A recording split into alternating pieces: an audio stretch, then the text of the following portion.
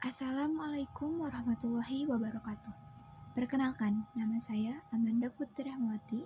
Saya dari kelas 10 keperawatan. Di sini saya akan membahas apa itu malaikat. Ada 3 pokok pembahasan.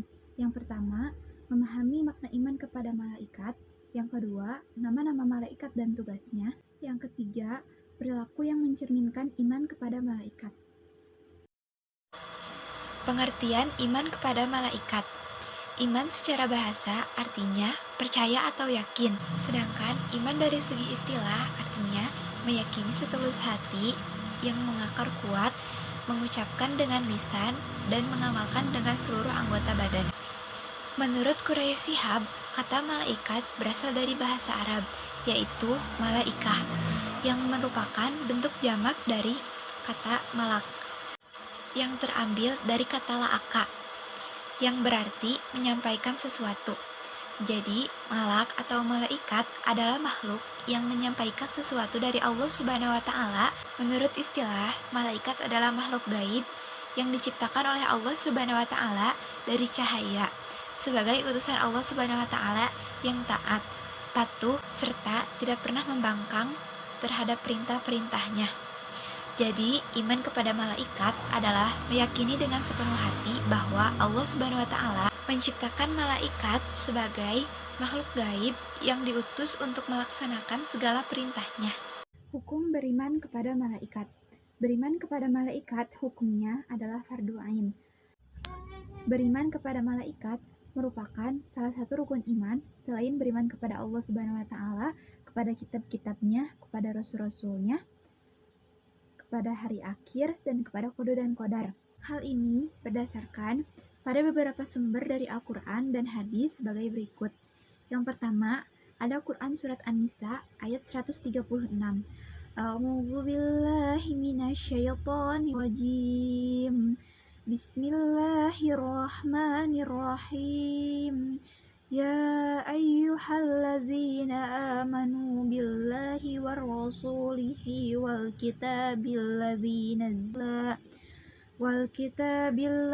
nazzala ala rasulihi wal kitabil ladzi anzala min qabl wa may yakfur billahi wal malaikatihi wa kutubihi wa rusulihi wal yaumil akhiri faqad dhalla dhalalan ba'id, yang artinya, wahai orang-orang yang beriman, tetaplah beriman kepada Allah Subhanahu wa Ta'ala dan Rasulnya Muhammad Shallallahu Alaihi Wasallam, dan kepada kitab Al-Quran yang diturunkan kepada Rasulnya, serta kitab yang diturunkan sebelumnya.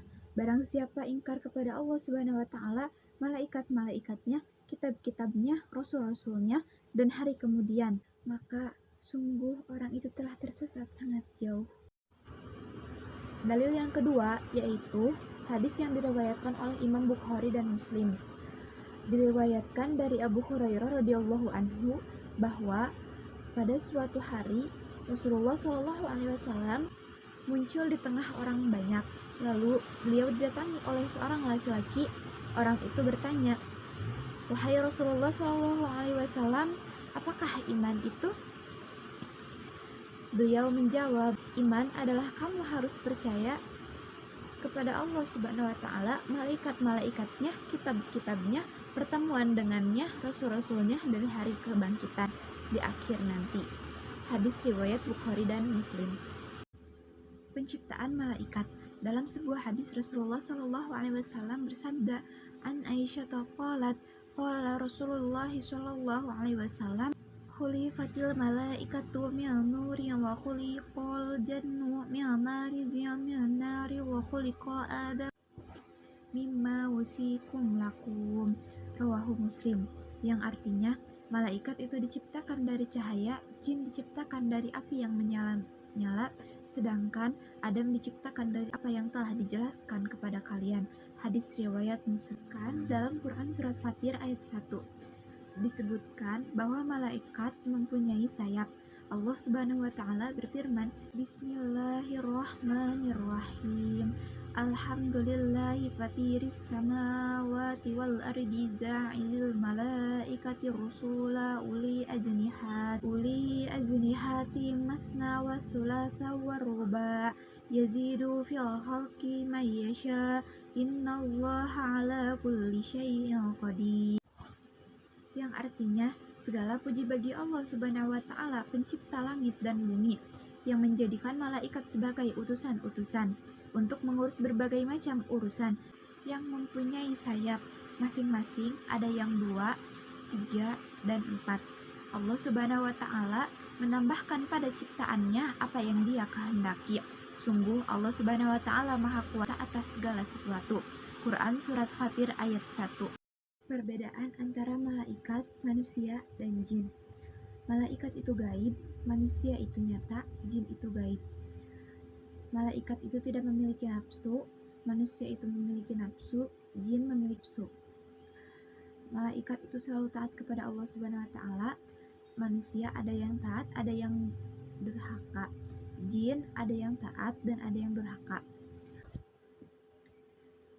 Malaikat itu tidak berjenis kelamin, manusia itu berjenis kelamin, jin berjenis kelamin. Malaikat itu tidak makan, tidak minum, tidak tidur, dan tidak kawin. Manusia itu makan, minum, tidur, dan kawin. Jin makan, minum, dan kawin. Malaikat itu memiliki akal pikiran yang bersifat statis, sedangkan manusia itu memiliki akal pikiran yang bersifat dinamis. Jin juga memiliki akal pikiran saja, pikiran yang bersifat dinamis. Jin juga memiliki akal pikiran saja. Jumlah malaikat, tidak ada yang tahu pasti jumlah malaikat ada berapa. Tetapi dalam suatu hadis disebutkan tentang 70.000 malaikat. Dari Ali, ia berkata, "Aku mendengar Rasulullah SAW bersabda, barang siapa mengunjungi saudaranya sesama muslim, maka seakan ia berjalan di bawah pepohonan surga hingga ia duduk. Jika telah duduk, maka rahmat akan melingkupinya.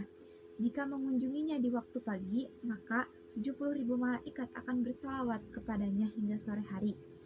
Jika ia mengunjunginya di waktu sore, maka 70.000 malaikat akan bersolawat padanya hingga pagi hari."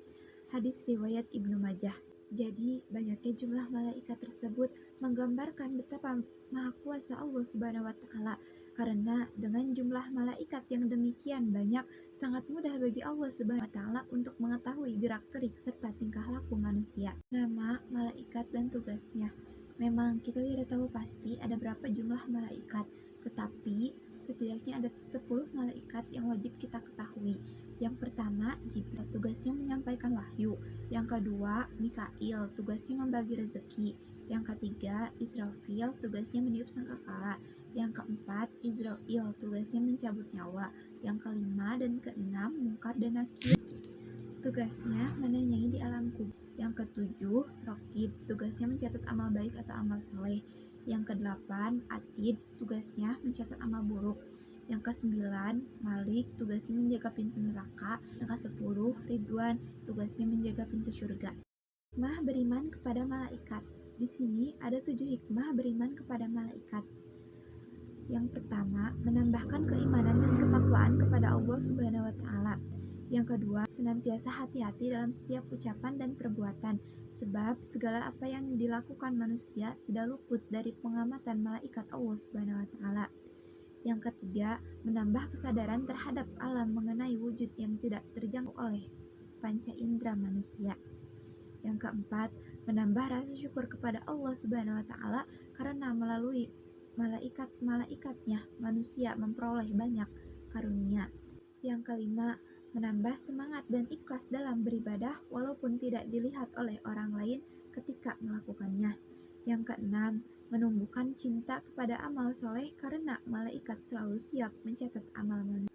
Yang ketujuh, semakin giat dalam berusaha karena tidak ada rezeki yang diturunkan oleh malaikat Allah Subhanahu wa Ta'ala tanpa usaha dan kerja keras. Mungkin hanya sekian yang dapat saya sampaikan. Terima kasih. Wassalamualaikum warahmatullahi wabarakatuh.